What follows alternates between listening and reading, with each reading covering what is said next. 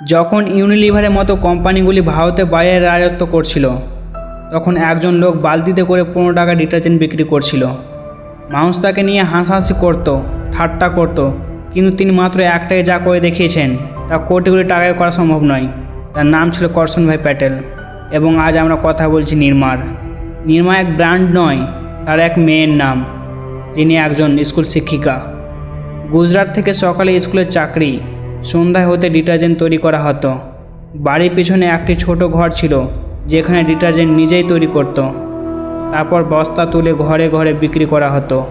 কিন্তু এর মান এমন ছিল যে ধীরে ধীরে প্রতিটি ঘরে একটি নাম প্রতিধ্বনি হয়েছিল, নির্মা। না MBA, না বিনিয়োগকারী, তবুও তিনি একটি প্রতিষ্ঠা করেছিলেন। নির্মার পুরো সাম্রাজ্য এমন মধ্যবিত্ত শ্রেণীর নায়ক হয়ে উঠেছিল। লাভ, ক্ষমতা এবং জনপ্রিয়তা অপ্রতিরোধ। কিন্তু যেই উপরে উঠুক না কেন, সে পতন এড়াতে পারে না।